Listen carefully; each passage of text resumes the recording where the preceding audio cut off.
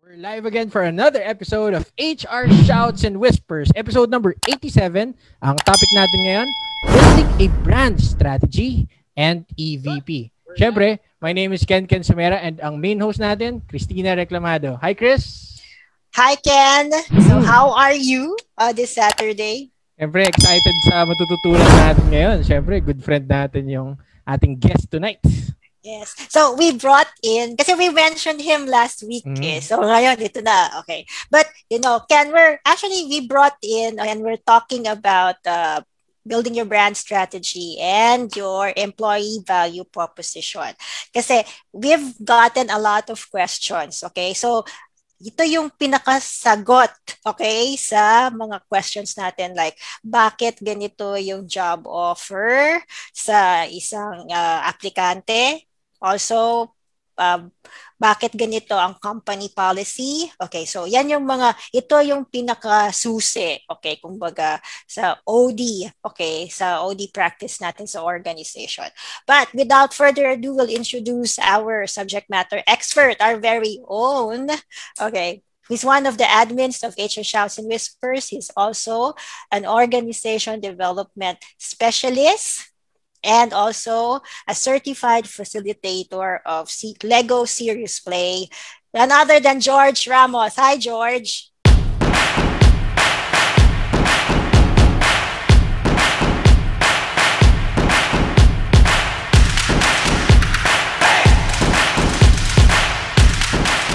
Hey, good evening. Gandang gabi Chris. Gandang gabi Ken. Miss ko kayo Na-miss nyo kami? Miss mo kami? Okay, so how's your week? Okay naman. Stressful pero okay naman. Coping pa rin. Nakakabahala pa rin, syempre, yung balita. Pero, ganun eh. Well, totoo ba that some of the establishments are opening up? Okay, so pwede na ba magpa-parlor? Sabi nila. Kasi yung mga yung kailangan na natin ng konting grooming. 10% open na daw eh.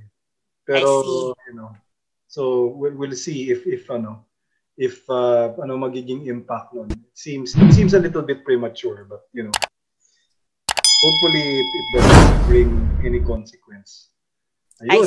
I see. Okay, so anyhow, so we are going to talk about itong building your brand strategy. Okay, so for HRs to appreciate building brand strategy. So George, can you give us an overview of brand strategy?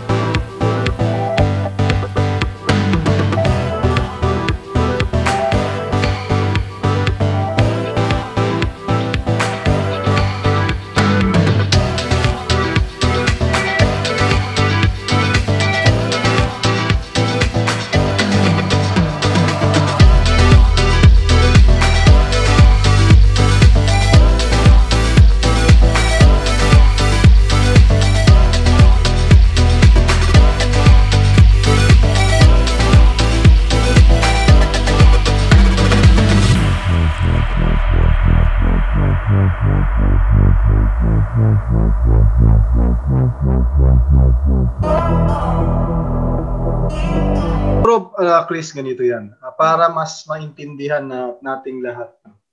Siguro muna natin, i-contextualize muna natin.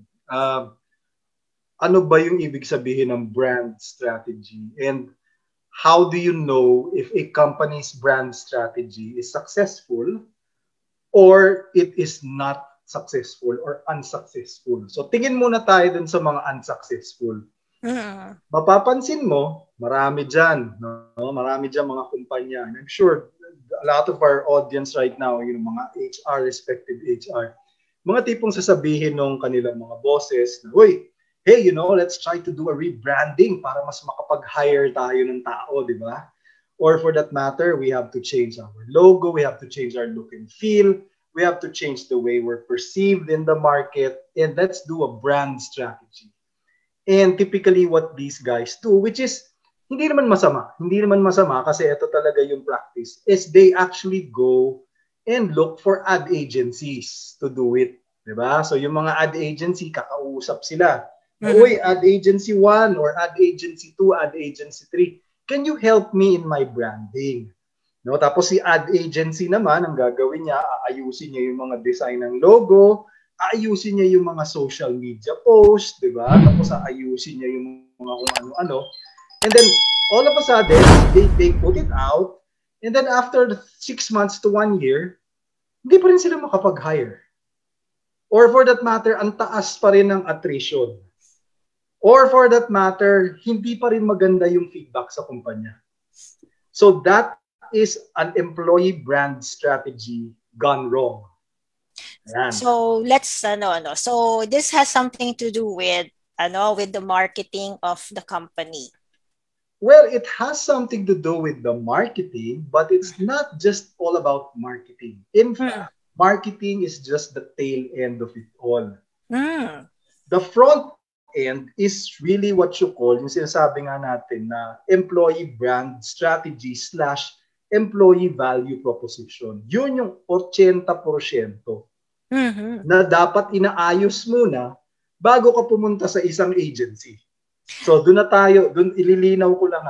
I'm not saying that the ad agencies are bad or you don't get them, no, if you want to change your branding, but your branding has to happen internally first. Ayusin nyo muna yung loob. And that's what distinguishes a good employee value proposition or brand strategy against a bad one.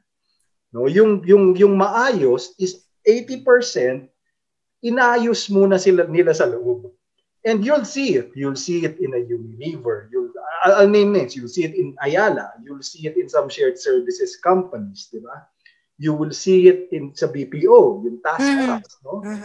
And it's very clear.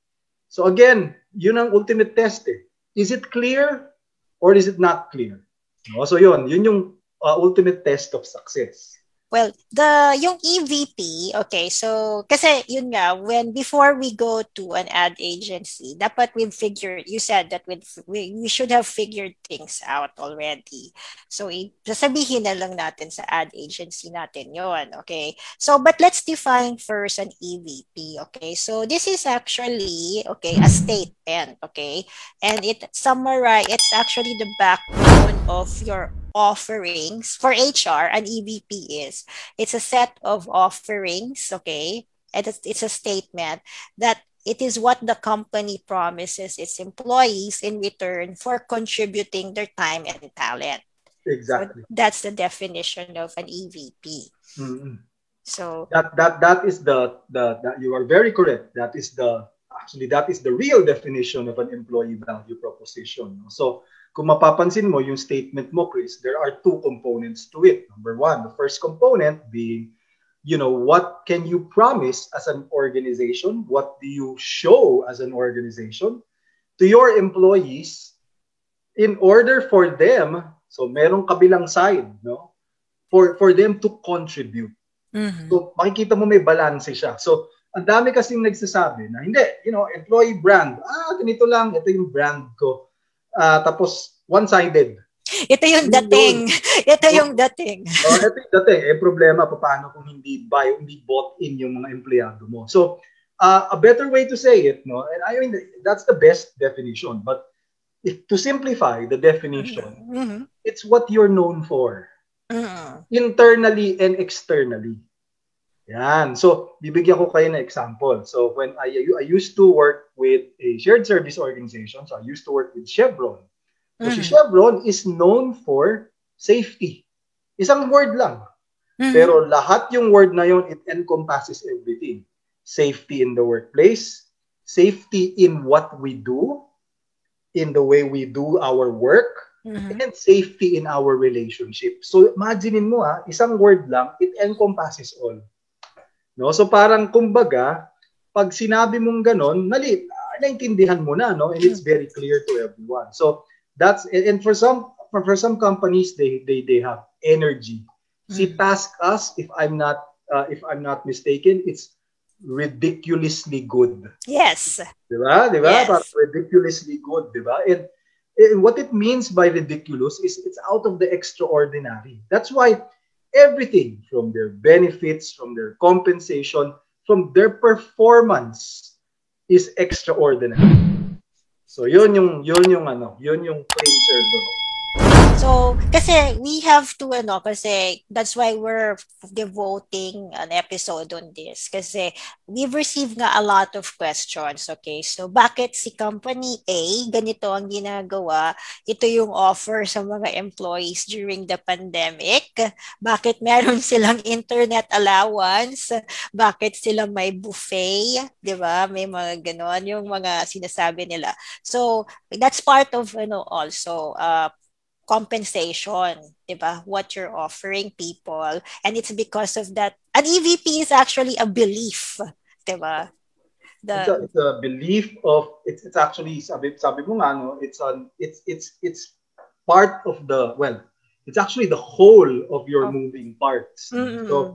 So kunyari, sabi mo, Chris, compensation. Yung mga iba dyan, ang gagawin, para sikat tayo sa market, let's add different kinds of compensation perks or reward perks dun sa ating design.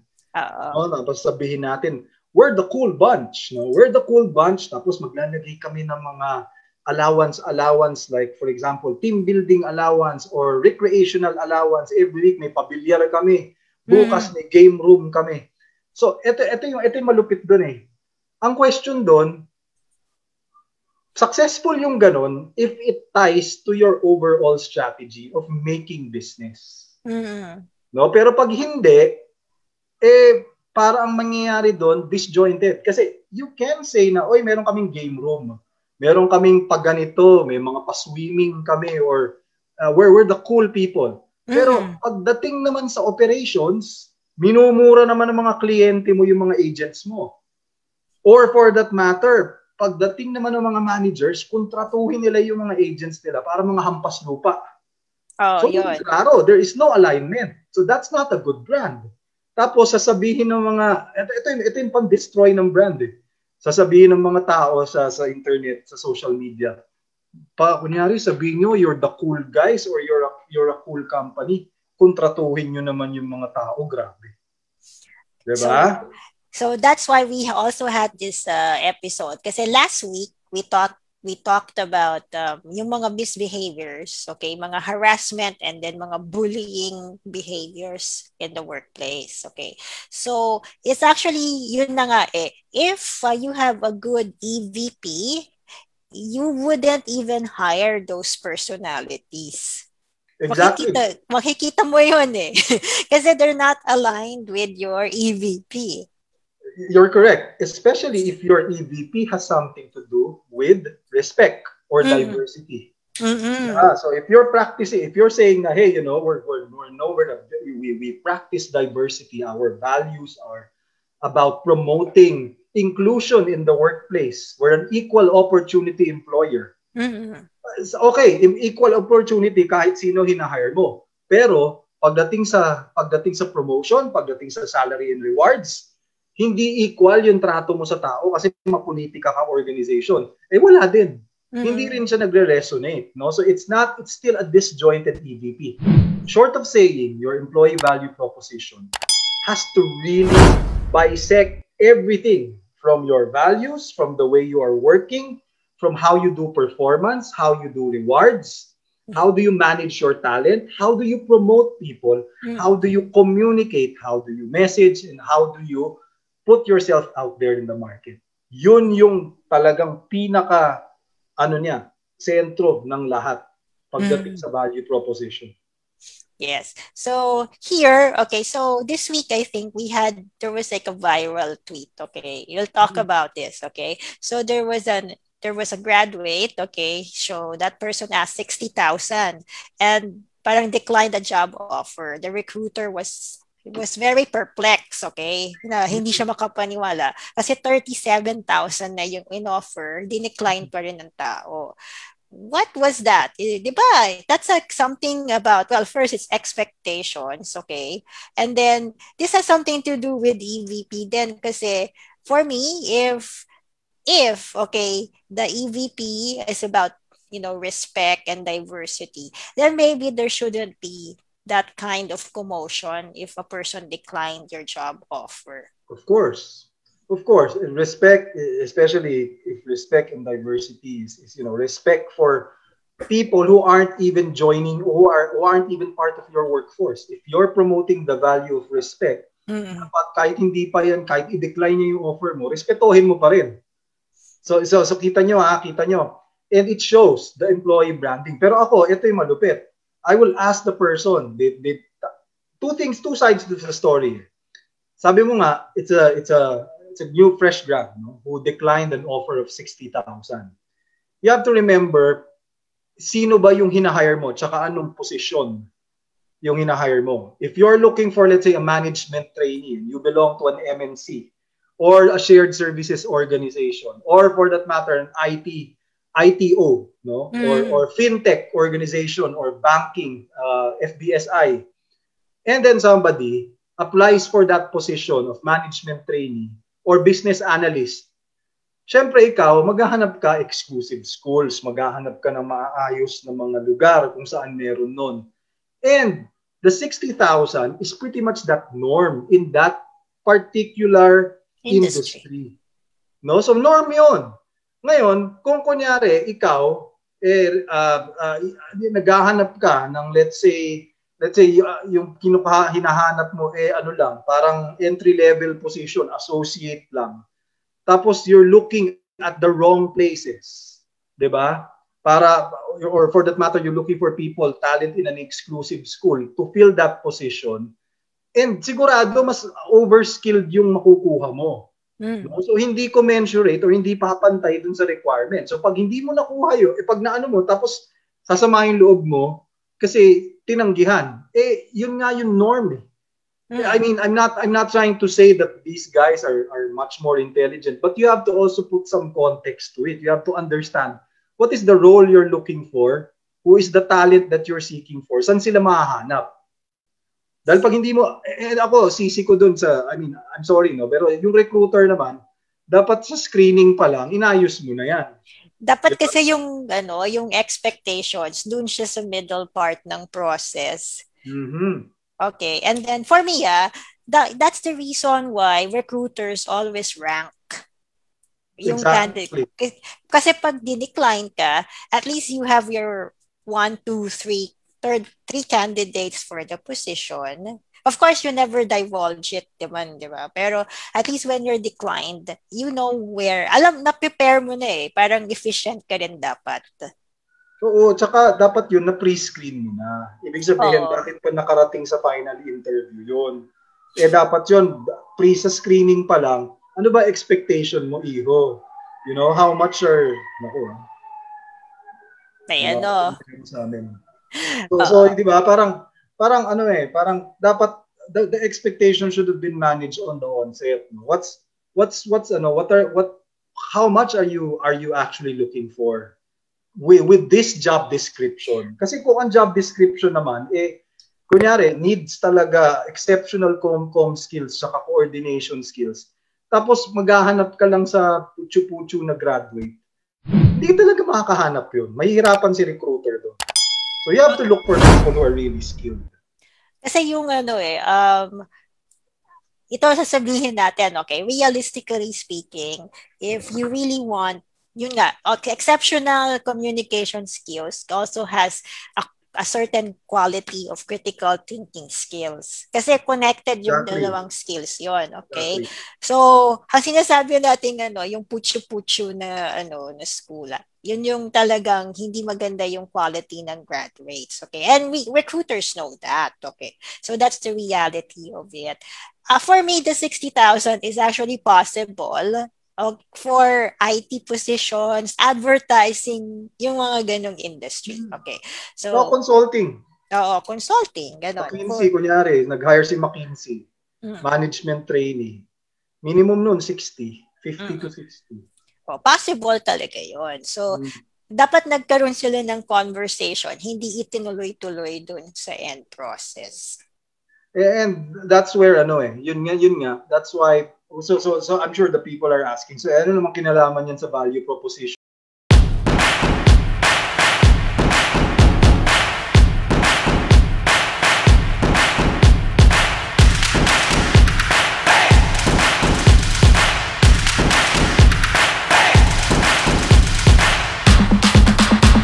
Well, yun na nga if your value proposition is, and I wouldn't know what the value proposition is nung HR na yun, but what if the value proposition is, we're an innovative organization. We're an innovative organization. So we value innovation and anything that's new. No? So when you say that, dapat yung mga ganong beliefs din pinopromote mo, kasi if you're into innovation and you're not willing to pay for innovation, then may disjoint ka na sa value proposition mo. No? And people are saying kasi teka muna George, di ba dapat may target market yan, meron TMG yan na sinasabi, no, para bini-benchmark mo yung compensation and benefits niyan. Oo naman, pero remember, ano ba ini-entail mong skill? Again, sabi mo nga, if you're hiring for an IT position, let's say a business analyst, entry-level position, or management trainee pero BA kagad, kailangan mo critical thinking skills dyan, saka exceptional comm skills, lalo na pag ang facing mo is onshore. No? Dahil talagang kakainin ka ng buhay pag nitong mga to, pag you can't plug and play. Di ba? No? Pero naman, again, siguro ang kailangan lang doon, i-manage lang din ng organization yung HR na nagsabi. Dapat din niya na bin-broadcast yun. Nakakahiya din. Well, actually, lumabas yung inexperience niya for me. Yun lang yung lumabas doon. So, we talked about yung value proposition. Okay, so if the company's slant is if the company values innovation.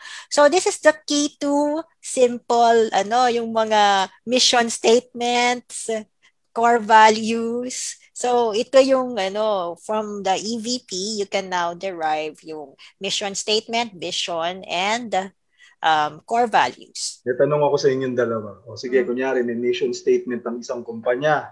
May mission statement. Okay.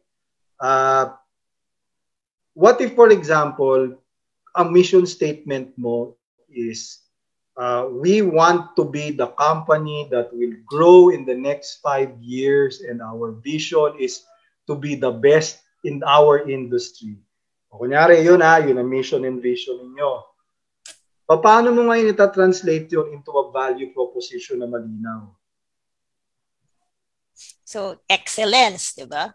So, excellence, or for that matter, we want growth, di ba? Growth is one thing. Ano pa? Oh, Ken, ikaw mag-recite recitation. Bakit ako magigisa dito? Kasama ka dito. Ito, sisimplihan na lang natin para at least So, ito na lang yung tanong para magpadali. Kunyari, meron kang value na naiisip, di ba? Kasi dami dyan mission statement eh. Pero ang tanong, kunyari, yung sinabi ko na lang kanina na, we want to dominate the industry, we want to grow. Sa tingin mo ba, ma-appreciate yun ng i-hire mo? Actually, for me, vague. Kaya hindi yung makasagot ng matino. Vague. Yun na nga vague siya eh. Ang daming mga, ikaw Ken, anong tingin mo? Empowerment kasi ako, bro So, yun na nga kung nakikita mo ako, ang statement ko palagi, I play with words. Diba? Exactly. So, isasama ko siya dun sa mission and vision. Hindi yung pure company lang. Parang, I want to help you to be equipped to help the company grow faster. Parang, kasama siya sa process. Exactly. Hindi yung company lang. That's it. So yun ang sala, karamihan ng mga kumpanya. They think so much of their mission statement, their core values, that they want to use that thinking that it will attract people. No. They won't. It won't. Kasi nga, who cares about your mission statement? because if I were the applicant, I would want to see, well, first is what I'm going to gain from it. Okay. Exactly. Second is how I can contribute to it. How I can be helpful. Kung empowerment ang slant natin, okay? How I can be helpful to that direction. Hindi, tsaka kung ako aplikante, o sige, empowerment. Sige, titignan ko muna ha, i-research ko. Paano ba kayo mag-empower dyan? So pwede akong, ito yon. So that's why when you say, we have to be careful when we use the words empowerment, okay, Exactly. Especially empowerment, because alam mo Ken, ito yung contention eh. Sabi nila sa dalawa kasi yan, okay. Iba yung personal empowerment, iba yung empowerment within the organization. Kasi ang empowerment within the organization, you are only as free as the management wants you to be. Kasi it's a strategy eh. Kasi it will make the operations more efficient kung hindi ka palaging babantayan. Yeah. And again, tama yun eh. If you can't empower people from the management level, then don't use the word empowerment in your value proposition. Dahil sigurado yun, pag mangyayari dun fake words, ang daming ganun, di ba? Parang, kayo, sabihin ninyo, you have an empowering culture. Anak ng teteng naman dito. May rape case na dito, hindi pa din naaaksyonan. So where's the empower there? Di ba? Kasi personal empowerment is this part it's this aspect na expression, etc. Kaya meron kasi pag halimbawa meron tayong minememohan, di ba? Or halimbawa nag-criticize sa company on social media, okay?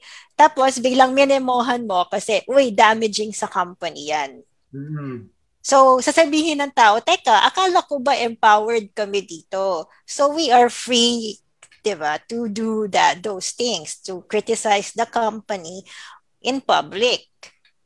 So that's why it's a very strong word to use. Kaya minsan pag tinitingnan ko, when my clients ask me to look at their mission statements, tinatanong ko na what do you mean by empowerment, innovation, ano yung mas specific na term doon? Growth. Meron akong kilala nga ng dati kliyente ko eh. They use the word innovation like it's actually like bread and butter, no? Parang araw-araw. Pero matatawa ka, they don't want to invest in technology. So where's the innovation? Yung ganun eh, di ba? Parang doon ka maaano eh. So di syempre sa aplikante pa lang eh. No? Sa tanong sa'yo na aplikante, pagpasok ko po diyan, dyan sa kumpanya ninyo, will I be given my tools in order for me to function? Yung mga gagamitin ko po, yung kunyari, yung libre po ba yung Zoom ko? Libre po ba yung mga project management tools dito? Yung accounting system ko, accounting ang trabaho? Ay hindi, you have to pay for your own. Akala ko po ba innovation kayo? So, kita nyo yung disjoint, di ba? So, dapat very clear pa lang. If you can't deliver as a company, don't use those words. Actually, sige. Yeah, meron kasi akong previous company that I worked with. Isa sa mga nandun nakasulat palagi was integrity. And it was really upheld dun sa loob ng company na yun. As in pag may nakikitang tuliro or yung parang nandadaya or anything, talagang highly punished yun. Tama yun. Highly punished yun. Galing nun. Di ba? Parang yun nga eh. So yun doon mo makikita na these guys are actually practicing what is stated in their value proposition. Which, by the way, guys, no ad agency can do for you. Yes. Kasi yung well, I'm sorry, okay, we have a lot of friends in the ad agencies. But we have a lot of friends, ha? I'm not saying bad sila. Sinasabi ko. But kasi this is like, kasi this one is parang if you play with words, might as well, kailangan ginagawa nyo talaga. Yun sinasabi lang dito. And then, Ken mentioned growth, okay? Growth kasi can be, a lot of things. Like, syempre, as a startup, that's the most obvious value proposition kasi you have nowhere to go but up because you just began your business, okay? But somewhere life cycle of a company, okay, di ba, first year, third year, make or break, pag lumampas kayo doon, ibig sabihin nandun na kayo sa second stage ninyo. And that's when you start being serious with your, okay, not just your value proposition, but your mission statements, your core values. Doon kayo. Kasi yung kadalasan, yung mga startup na nagmamadali sila to forge yung mission and oo.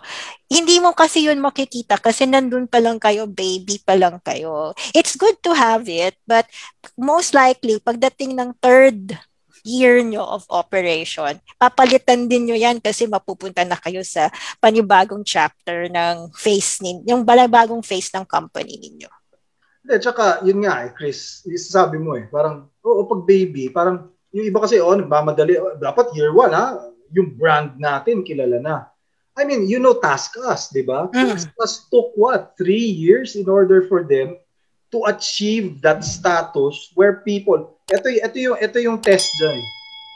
Know that your EVP or your brand is successful when employees are already advocating for it. Mismong empleyado na sa nanggagaling. Hindi yung kumpanya. Kasi yung kumpanya, ang daling magsabi na, oy, ganito kami. Pero kung ang empleyado na ang nagsasabi na, uy, pare, okay ba magtrabaho dyan sa kumpanya nyo? Oo, Chong, ang galing dito, iba rito. Ganito kami dito, no? We have integrity, talagang dito. And you look at that line of communication, no? When that employee advocates for a brand or a trait of a company, rest assured, magre-resonate yun dun sa mga mag-fit. Pero kung kunyari, ang kausap niya, ayaw ng integrity, edi hindi pupunta yun dun sa inyo. Di natural, hindi ka makaka-hire ng mga tao na mga palyado yung integrity. That's why, yun nga the best form of branding are really your employees. And it comes to that once you pretty much established na. So, yun nga yung sinasabi mo, Chris, you're very correct. It takes time to do that. Hindi mo pwede basta i-overnight yan. It takes time. May maturity yan. So, and then again, to correct, just to put some I'm not saying na bad ang ad agency. What I said kanina was, ad agencies could probably come in sa tail end. Yes. Kasi ito na yung polishing Oo. Defined na namin, nag-mature na kami, makita na namin na ito na yung paraan para ma-broadcast kasi may mga nakikita na kayong mga empleyado, pockets of employees who are now trying to advocate the brand freely.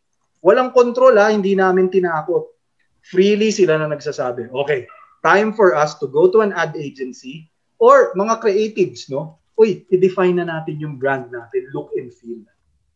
So, let's give specific examples, okay? So, kasi mas relatable yung mga ads sa media, okay, sa TV. So, lately, I'll mention the brand because naaliw ako, okay?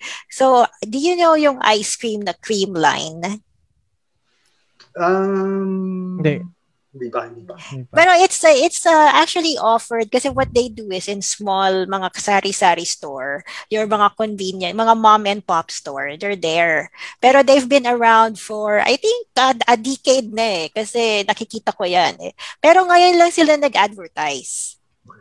So that's what George is saying. The ad agencies, okay, they come at the latter part, okay, where you're very confident of your message and you want it broadcast to everyone na. Oo. Actually, yung mangyayari dyan, natutunan ko yan dun sa grupo namin din ni Ken nung dati, yung sa Social Media Academy. You can, that part of broadcasting is already amplification. Ina-amplify mo na kasi nga, meron na may vibe na nag-grow na siya organically sa loob Hindi siya pinilit. So, so yun lang for our guests who are listening tonight or for the ones who are tuned in tonight. Ang work talaga ng paggawa ng branding and value proposition, nasa sa inyo yan with your management. Diyan nagsisimula yan. No, sa inyo muna yan, i-define nyo clearly what the management can give, what they want, and what do they expect from their employees. And then when you are able to write that down, then you start converting that into simple messages that people can articulate on a daily basis. Okay, so George, ito yung question ngayon. Okay, kasi because of the pandemic, so there are some HR officers and mga HR managers. They are tasked to be part of the company's branding. So since this is like a different discipline talaga, what can they do to contribute to the branding of the company? Ayun. Alam mo, yun nga, sabi ko nga, ang pinaka-critical ng role ng HR is to facilitate the discussion. And when I say facilitate, pag kunyari yung bossing or yung stakeholders would throw out all of the ideas, your role as HR is to make sure that these ideas are clear. So, ika-clarify ninyo from a language perspective. Sabi nga ni Ken kanina, linawin mo, i-clarify mo. Ano ba ibig sabihin yan? At hindi lang one-sided yan. Paano ang tatanggap? Pag kunyari hindi mag-gets ng tatanggap, then it's not a clear value proposition. And when I say gets, yung mas madali kong maintindihan at maa-apply ko nang hindi ako pinipilit. Kasi pwedeng sabihin, we're corporate and we're very exclusive. Exclusive for what? Diba? We're very, we're up there. I don't use that word, but you have to make it clear what exclusive means.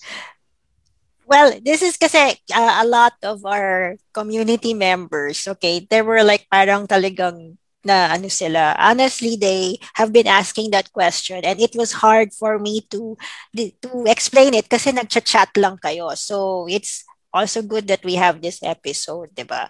So, anyway, si Ken, okay, so what can, ito, from a language perspective, if you were an applicant, ano yung makikita mo doon sa tagline ng company that will be appealing? Let's put ourselves in the position ng sa shoes ng nag-a-apply. Okay.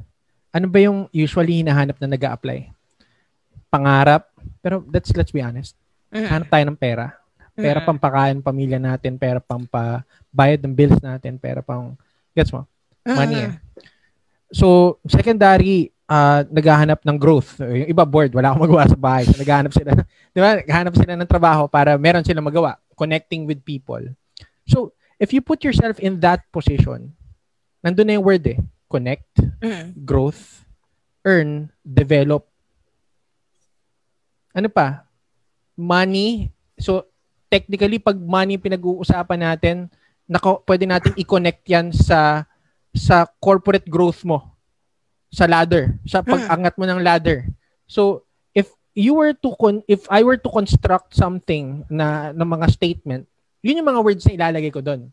Pero, ang ilalagay ko doon is hindi lang yung mga hype words na ganun, value words.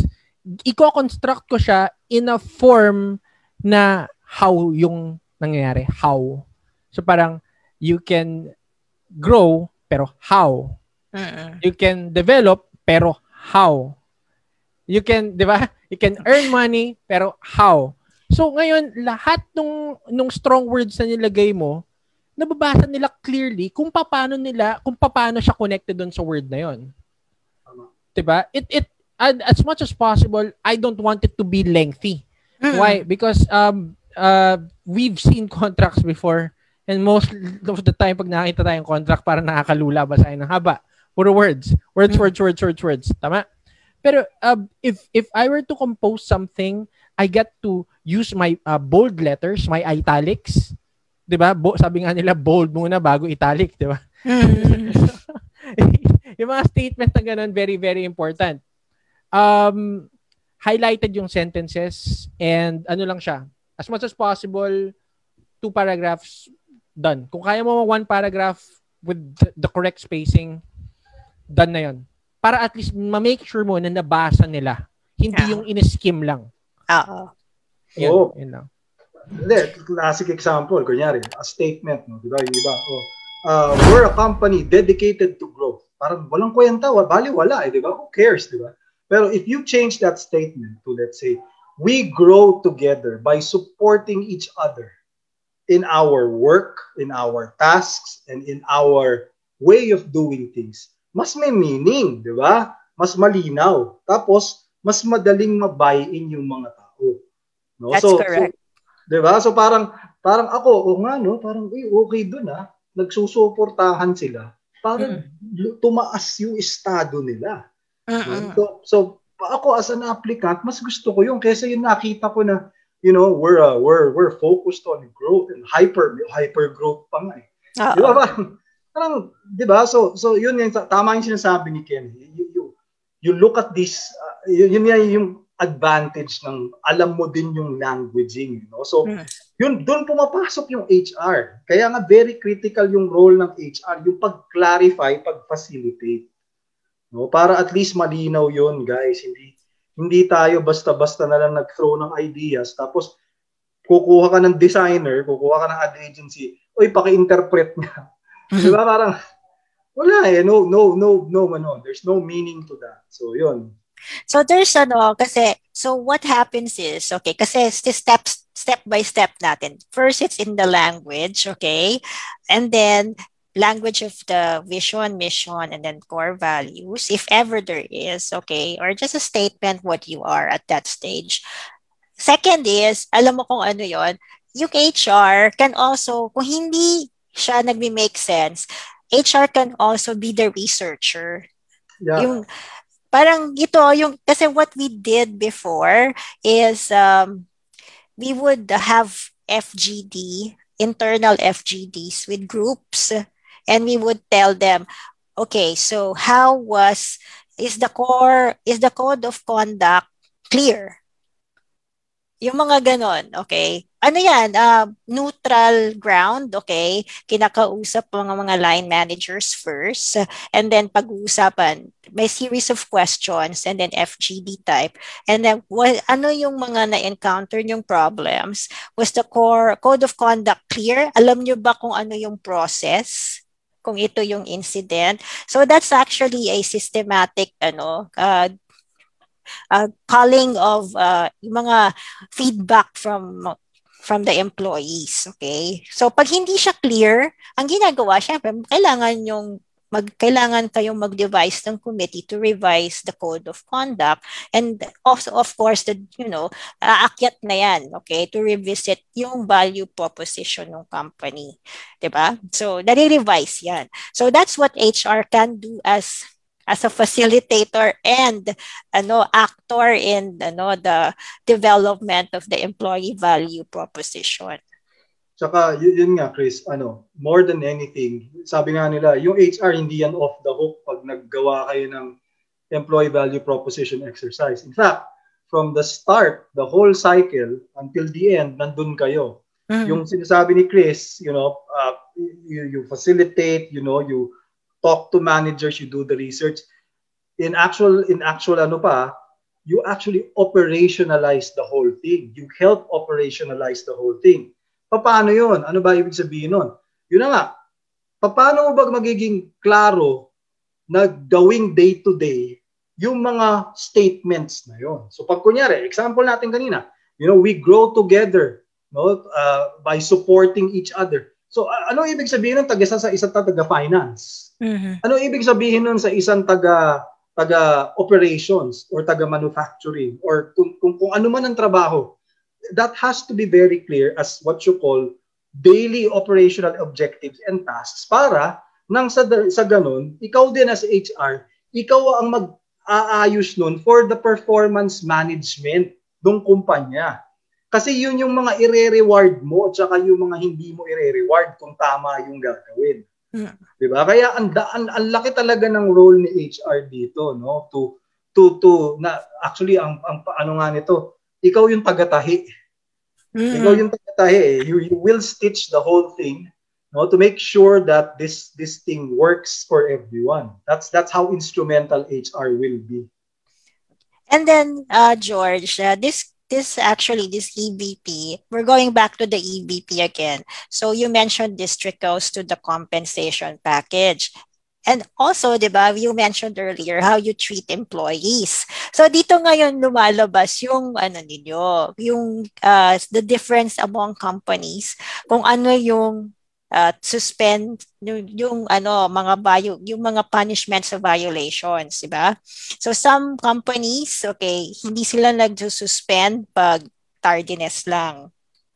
Kasi sabi nila empowered ang tao. Pag empowerment kasi, ibig sabihin, you also with the reporting time, flexible kayo. Kasi you cannot be empowered when parang malate ka lang ng 5 minutes.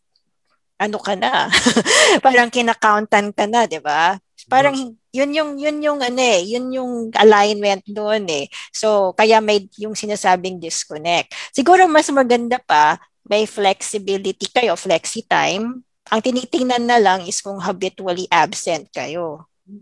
So, yun yung effect doon. But also, the way you treat yung mga higher offenses. Number 1 is yung mga, the ones that are punishable by suspension and termination. Kasi yung iba, will you allow people, kung halimbawa may kaso, proven guilty, umamin, will you allow that person to be terminated? I mean, will you still terminate that person, or will you allow that person to gracefully exit? Well, kung empowerment yung yung aking value na pinopromote, graceful exit tayo. Oh, yun. Graceful exit. Tapos tutulungan ko pa maghanap ng trabaho. Okay. So yun yung tahi doon. Yun yung tahi doon. So hindi mo pwedeng pag empowerment, pang lang kami, yung mga hindi na-terminate. Hindi, kailangan hindi kayo selective. Lahat yan, talagang titignan mo. Oh, kasi dapat impartial yung treatment nyo sa lahat ng employees. So, this actually explains kung bakit naguguluhan yung mga, especially for new HR employees or HR professionals. Bakit itong si company A, si company B, tapos nag-aaway sila sa social media? Bakit mas mataas? So you have to understand first what your EVP is. So yun yung sinasabi namin. Kaya hindi kami basta-basta sumasagot ng mga questions regarding employee relations kasi nagtatanong pa kami kung ano yung kultura ng company ninyo, ano yung paniniwala ng company ninyo. Ito nga, Chris tsaka Ken, meron pa akong dati naging kaso na ganyan. Kasi tamang-tama terminable offense. So terminable offense, tapos yun yung word na empower. No? So, syempre, ang sasabihin ng mga pilosopo dyan, sabi nyo nga empower, ba't nyo ita-terminate? Diba? So, ako, simple lang ang babalik ko dyan. Okay. Pag-usapan natin yung magiging relationship ng manager at saka nung empleyado na iti-terminate or vice versa. Sa tingin mo, magiging maayos pa yung relationship nila? Diba? With whatever happened, di ba nagkaroon na nga ng betrayal of trust? Di ba? So doon na lang pumapasok yung common sense. It doesn't mean that you're going to terminate somebody is you're not empowering. Kaya nga di ba ang sagot ko kanina when Chris asked me, graceful exit. That's one way for me to empower. Pangalawa, hanapan ko pa siya ng trabaho. I will ensure that I empower that person outside of my organization by providing him options for employability. Okay, so empower. So ito ang tanong dyan, okay? Kasi ito commonly asked questions to sa mga forum. Okay, si Ken tanungin natin, okay? Merong kaso ang tao, okay? So something about betrayal of trust, okay? So why would you give that person the chance to exit, okay, gracefully? And why would you even look for a job for him? Bakit hindi ba, kasi may mga HR sinasabi, gumawa na yan ng kasalanan. I will safeguard other companies by not giving him a good recommendation. So balikan natin yung value ng company ninyo. Yun lang yung sagot dun eh. Babalikan lang natin yung pinag-uusapan natin dito. Kasi, again, we're talking about branding here. Okay? So, okay, this employee did bad sa company natin, for example. Okay. Para sa akin, personally, hassle yun. Kasi betrayal yun eh. Niloko mo ako. Tama? Pero at the end of the day, I'm gonna be professional with this. Value to na, ako, personal opinion ko lang to value to ng company natin, and ito yung lalabas sa labas na we still take care of our employees. Even though they've did wrong sa atin. May sanction na naman siya eh. Tinanggal na siya sa kumpanya eh. Exactly. Tama. Pero again, since lalabas pa rin sa resume niya that he works sa company natin, I want this person to actually say something good about it. Kahit na meron siya nagawang masama, pag tinanong yun sa interview, 'di ba? Kahit paano, how was your experience with your previous company? And I'm seeing that your company actually said something good about you. You get the difference of it na kaysa sa blacklist ko sa okay, vengeance yun, personal vengeance yun, blacklist kita sa lahat. Okay. What happens? Ano yung lumalabas din sa'yo sa company ninyo? 'Di ba? So, dito kitang-kita mo kagad yung branding ng company tsaka yung values ng company. And again, this is just my personal opinion on it. Kasi, But actually, kasi you said the keyword professionalism. Oh, wala nothing personal. I mean, you did wrong sa company, tinanggal kita. I did my part. Tinanggal na kita. Wala ka na sa kumpanya ko. Pero on record and everything, kung wala naman sa kontrata ko na dapat kitang i-blacklist sa mga ibang kumpanya, it's done. We're done. So there's no need to blacklist, 'di ba? It's just the fact na terminate siya, kahit na graceful exit yan, nawalan pa rin siya ng trabaho. Okay? So maganda yung pag-uusap ninyo, you parted as friends pa rin. Kasi yun lang naman yun eh. Wala na siya sa company, hindi na siya makaka-create pa ng anumang damage. Tama. Pero siguro, Chris, George, to be on a safer note with this, kasi medyo vague pa yung situation. Hindi pa clear kung gaano ka-grave yung offense na ginawa niya. Actually, sobrang grave yun. I mean, di ba? There's naman, the graver the offense. May mga obvious naman na. Pero ito yung kasi the reason I asked the question, kasi kadalasan, okay, and I've heard this a lot of times from well-meaning HR people, very professional people. Kasi meron sa kanila, dala nila yung pagiging guardian. Okay, guardian mentality, gatekeeper. Galaxy. Oh, guardian of the galaxy. Nakakalimutan nila na dapat, kasi pagka whatever dapat ang thinking ninyo, whatever, kasi ecosystem yung company na yan. Nag-fail siya dyan, then it's a failure in that ecosystem. But it doesn't mean that he will be a failure in another company. Ito yun. Oo. So, nag-fail siya dyan, so be it. Di ba? Saka hindi, alam mo, it reinforces Parang, kayo, naging empleyado rin tayo Sino ba yung natatandaan natin, di ba? Di ba dalawa lang naman na natatandaan natin sa buhay natin pagiging empleyado. Yung boss na masama, yung kumpanya na masama, at saka yung boss na mabuti sa atin. And di ba pag kunyari, hanggang ngayon, yung mga mabubuti sa atin, kahit na matagal na kayong hindi nagkikita, matagal na kayong hindi nagano, pero pag may nagtanong, uy, kilala mo yan? Naku, grabe ang bait niyan. Well respected. Very good words. Ang husay niya, wala akong masabi dyan. Dapat nagpapa-mentor ka dyan. Pero yung dati, kunyari meron kang na employer na treated you bad, 'di ba? And then inano ka, tignan mo ano yung magiging feedback mo. Ay, no comment na lang ako dyan. Actually, I do. It with you, 'di ba? Yun ang branding mo. There are companies kasi that call me up actually for past employees. Hindi ko na kasi natapos na yung chapter na yun So, I just say that I just focus on the positive things, okay? Yung mga gano'n. Pero meron naman kasi, well, just so that, thank you Ken for the reminder. Pero yung iba naman kasi it's really a grave offense, okay? Alam mo yung grave offense ng rape. Okay, nang rape sa company. Obvious na 'yon, 'di ba? Okay. Nagnakaw ng ilang milyon. That's obvious naman. So 'yon, alam natin na hindi na mapapatawad 'yun, baka makulong pa ngayon, 'di ba? nagnakaw ng milyon tapos sa banking industry pa. Talaga mabablacklist ka. Oo, iba yan. Yeah. Kasi yun talaga, iba yun. Kaya I wanted to clarify it kasi iba eh. Yeah, well, we're going into that. Pero kasi I just wanted a reminder on well-meaning HR people.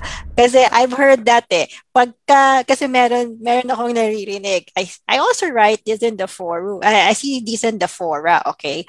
And then they will say, di bigyan mo ng bad feedback pagka may character reference check.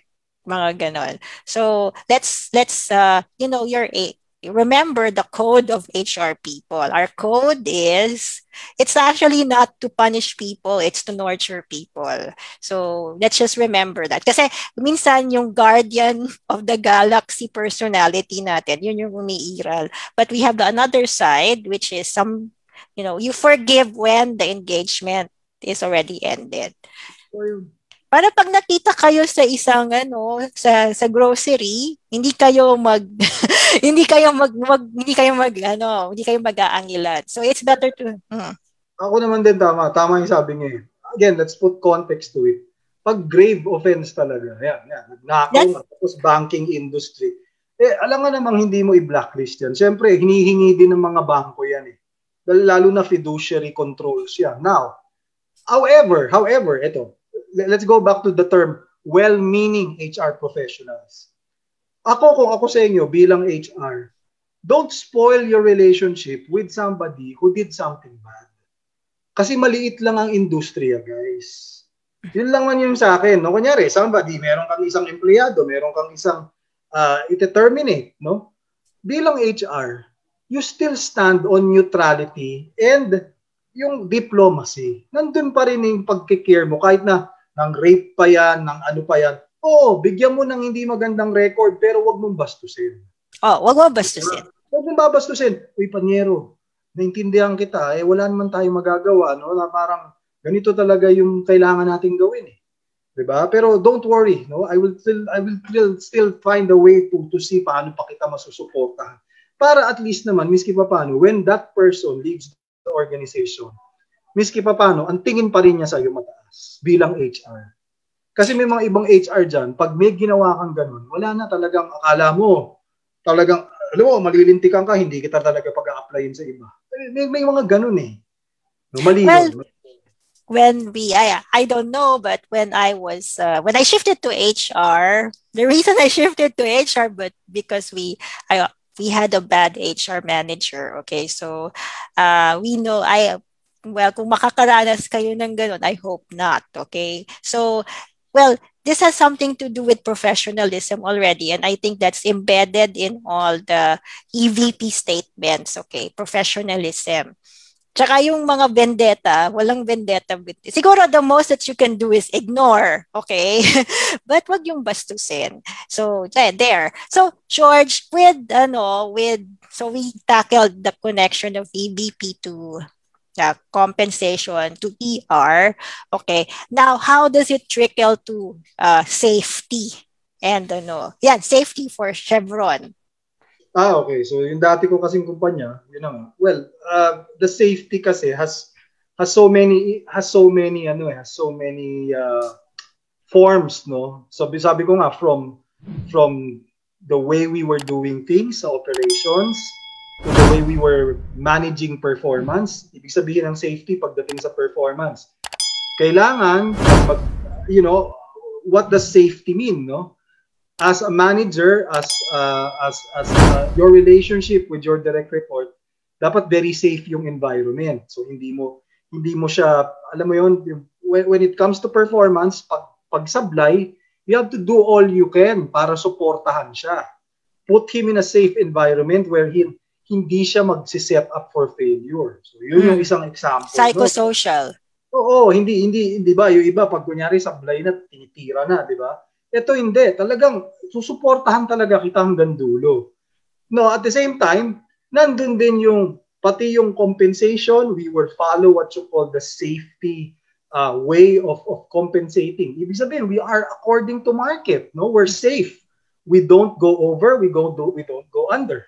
Diba? So we practice balance in that. Tapos, yun nga, when it comes to rewards, ganun din. No, we put premium on safety. So ngayon, kung COVID yan, mauuna tayo mag-work from home. Yes. Diba? Hindi muna natin papapasukin yung mga yan kasi nga we're practicing safety. In fact, grabe yung safety metrics ng Chevron na to a point na pag nagkaroon, ang tawag namin sa mga unsafe practices na nangyayari, we call that what you call incidents. And that falls through what you call our metrics. So, pag binibilang yan every quarter, every annual. Pag kunyari, hindi ka pumasa dun sa metrics na yun, lahat ng bonus na empleyado apektado. Ganun ka rigid siya. But again, na that's why everyone should really practice it and put it by heart, no? And everyone advocates it, no? In fact, yung pinagyayabang namin na dati. Ngayon, katulad ko, I'm talking to you guys. I'm on a sit-stand set up sa bahay na yung mataas yung aking no? Kasi yun yung practice namin eh. Imagine mo, 2002 pa lang, 2008 pa lang, yun na yung practice doon. So sila yung unang ng sit-stand, no? Na kung bakit ganun? Kasi nga, pag matagal kang nakaupo, it will bear down on your spine. Magkakaroon talaga ng implications yan sa spine mo, no?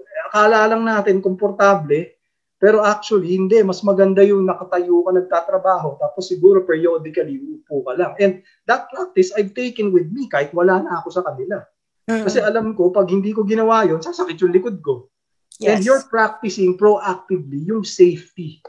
No? So ganun ka yung mga artifacts na sinasabi na nagtitrickle down, no, into all the things that you're doing. That's why when you say a value proposition, I'm not just talking about that organization. We're talking about other organizations.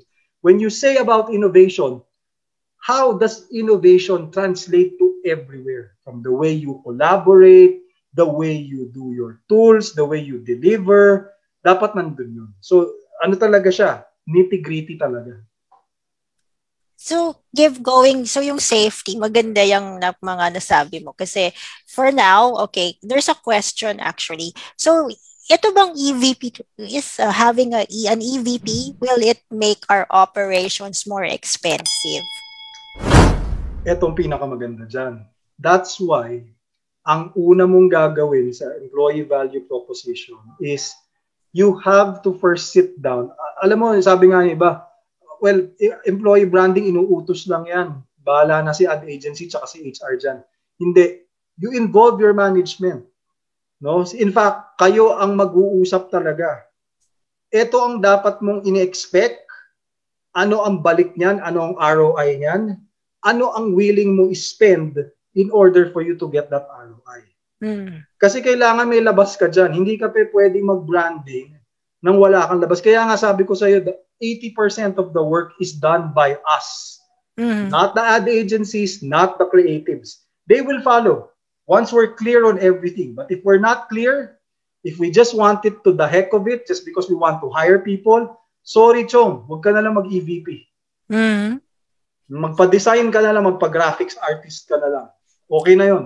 And don't expect, ito yung sagot ko, don't expect results. Don't expect results. And also that, don't expect to hire quality people kasi it will hamper you. I mean, it's actually kasi dito it's a word play, okay? It's parang iniisip ng iba, it's a slogan. So some people have a hard time thinking about it. Ay, slogan lang naman yan eh. But you can attract people, okay, with your slogan, with your presence, etc. Diba? So, yun yung doon. That's the secret to hiring better talent. Not spending a lot on recruitment portals or yung recruitment budget mo. Anyway. Siguro, makat na kita, Chris. Very good. Example, si TaskUs, yung kanilang tagline na ridiculous, di ba? Anyone who sees that, parang, uy, pare, okay doon ridiculous, cool. Di ba? It's a meaning. Pasok sa akin. Pero pag tin-translate mo yung ridiculous nila, yung pagiging klaro nila sa ridiculous, dapat ridiculous din yung performance mo. Beyond the normal. Oo, kung hindi mo magawa yun, ay hindi ka pantaskas. Hindi ibig sabihin ng ridiculous, nakakatawa yung Oo, performance mo. cool tayo, di ba? Ridiculous ako, pare. Iba yun. Hindi yun eh. That's why, the way you craft your statements, the language that you use, the way you clearly put it out, spells so much of a difference when you're hiring the right people. Because if you're not putting it correctly, you will not get the right people. Diba? Yun lang yun. Okay. So, Ken, ano ang comments natin from viewers? Sige. Basahin natin. No? Sabi ni Astrid Luna, very well said. Sabi niya. Tapos sabi ni G. Belido, no need to blacklist. If he or she was terminated from the company, give him or her a chance to improve the attitude. Very nice. Sabi ni Libang, I agree. Solid. Diba? Tapos sabi ni G, an HR professional should have lots of patience in handling employees' cases. Yun yung mga comment natin. Okay, George. So ER, people are actually fixated on ER, okay? But is ER a component of OD? So what is the relationship? Yes. ER is definitely a component of OD, no? But it has to be structured not just because you want to comply with the law. Yan para lang sa mga nakikinig. Kasi yun na nga when we say, so medyo ililis ko lang pero para malinya din, that value proposition pa din. Sa OD practice kasi, pag sinabi natin ER, if the law says this way, yung iba kasi ang gagawin, ito sabi ng batas Hindi po ganon. No? The OD component there is you have to take into consideration, ano ba talaga nga yung value proposition mo? So katulad kanina, terminable offense. It's so easy. It's a terminable offense. Sinabi ng dole, ganito, ito pagkaka-interpret na, wala tayong magagawa. Pero it is within your power, depending on your value prop. How will you execute? How will you communicate? How will you add value to that terminable offense? Kasi pwede naman So doon pumapasok yung OD component. Kailangan tignan mo siya holistically. At doon din pumapasok kung bakit kailangan mo tignan din yung ER process mo. ER policies, ER process, according to your values or your value proposition. Kasi kung hindi yan aligned, mahihirapan ka rin. So in effect, okay, so being compassionate is being clear with your EVP. Okay. Kasi palagi nilang sinasabi, be compassionate, be humane, have EQ. Well, if your EVP says otherwise, then you don't have to be. Pag kunyari ang EVP mo, cutthroat. Kasi meron naman iba talaga dyan Yung mga tipong, laban, di ba? Wala We're competitive. Competitive. Bukas tanggal ka. Kung gano'n ang EVP mo, okay lang na hindi ka maging compassionate. Actually, that's the thing, okay? So, kaya tayo bumabalik dyan, okay? Kasi madami tayong word, we are a competitive organization. So, yung pagpasok ng tao, na-shock na siya. Kasi very cutthroat, okay? Yon bilangan ng hour, minutes na late, deduction, okay? Ano pa? Second is, okay, yung mga mistakes, binibilang. So, walang tulugan. Walang tulugan. Kasi nga, naandun na yun. Wala sisihan niya, naandun na. We're a competitive organization.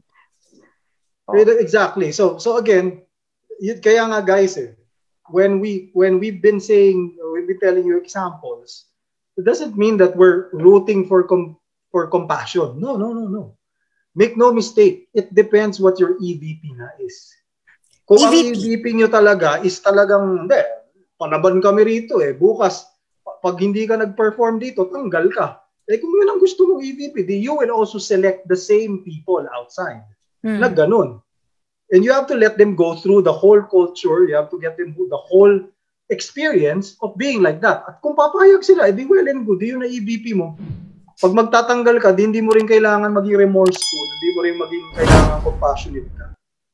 Kaya nga dapat, pero what we're saying is we have to be clear. We just have to be clear. Kasi that's that I think is where the difference of the HR practices are. Kasi somebody also, one of our mentors here in HR Shouts and Whispers asked me, okay, is there somebody that polices the exchange of information? Bakit iba-iba yung confusing yung mga sinasabing practices? Kasi nga nagkakatalo doon sa well, first is yung track record ng HR, the companies that the HR worked for, okay, meron siyang experience, and yon, depende yon sa kultura ng company na napasukan niya, okay, and then yung na-form niya ng mga prinsipyo. Exactly. Kaya nagkakatalo. Iba-iba yan eh. Iba-iba yan. Mm-mm. Kanya-kanya, iba-iba. Oo. So we're just giving you a perspective, okay? Kasi madami nagtatanong bakit ganito, bakit ganyan. Napakahabang explanation. Di ba, Ken? Madami din nagtatanong sa'yo.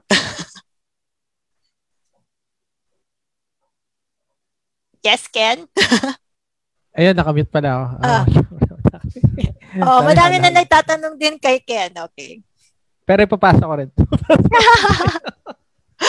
Papasa ko rin dun sa mga syempre mas nakakaalam yan.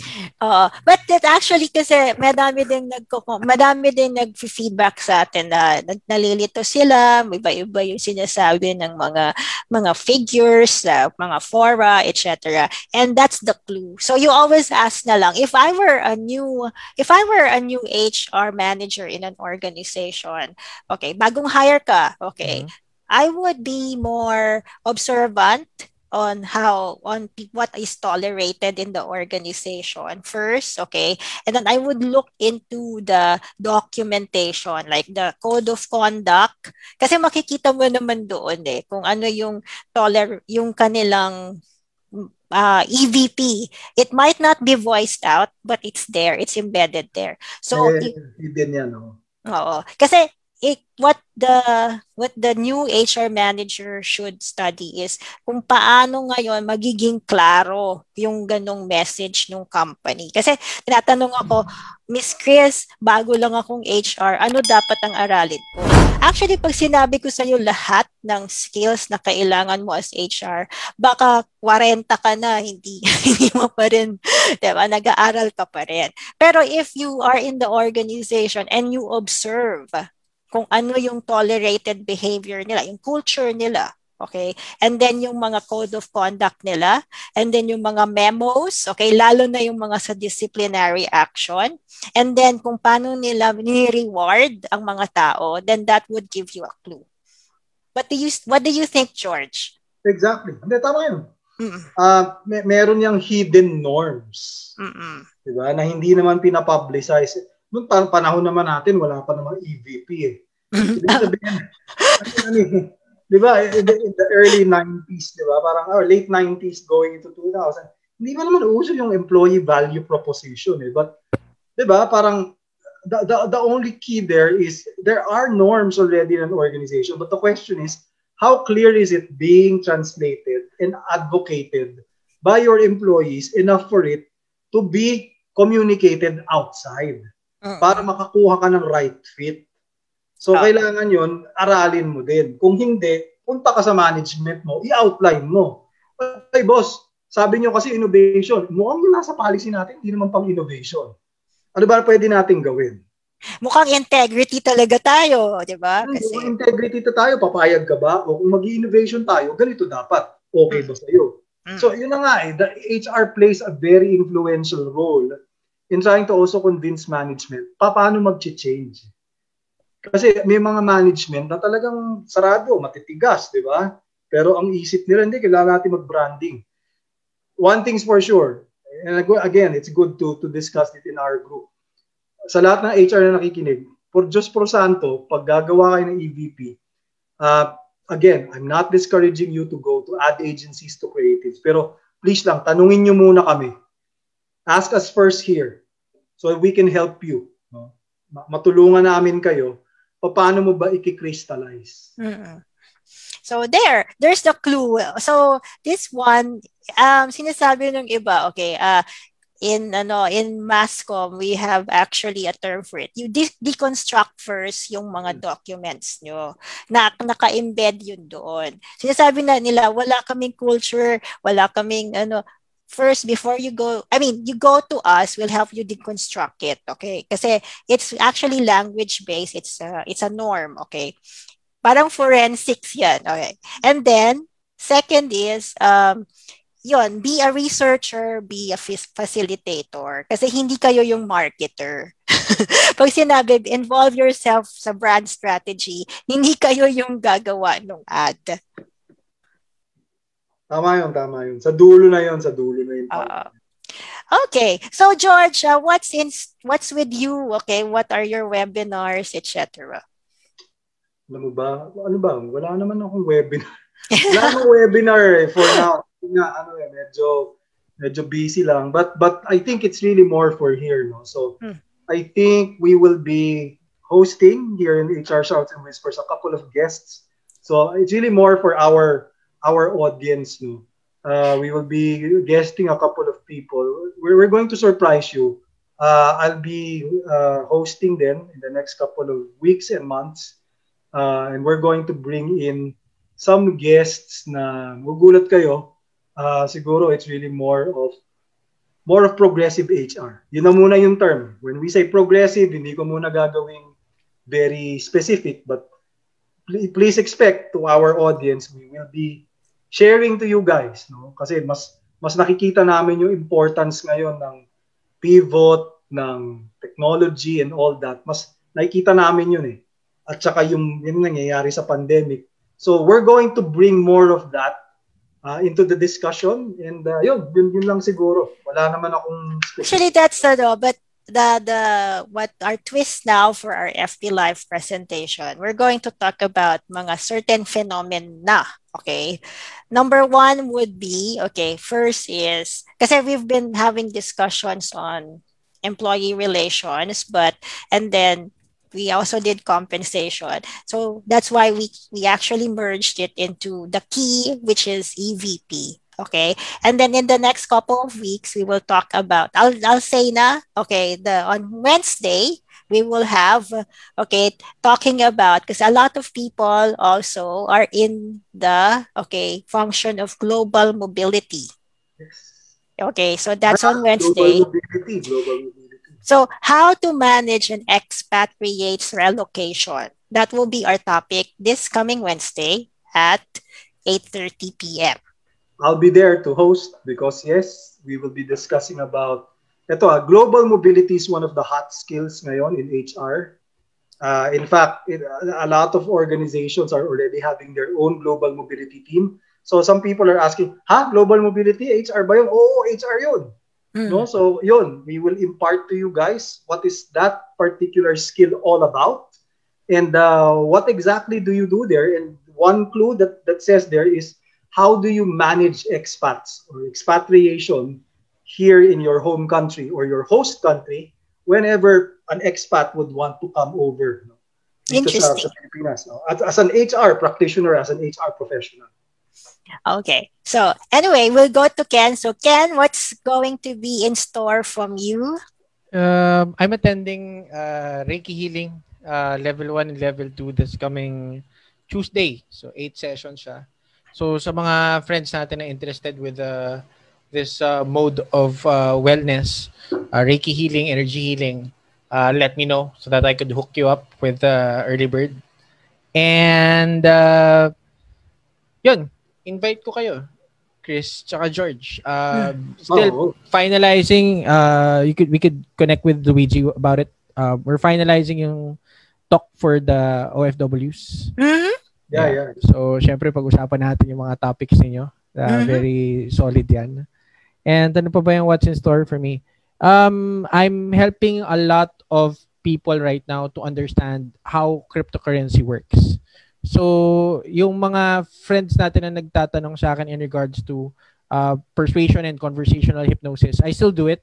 Pero for now, there are lots of people that want to get to understand how Bitcoin, Ethereum, and other cryptocurrencies work. So I get to coach people for that muna sa ngayon.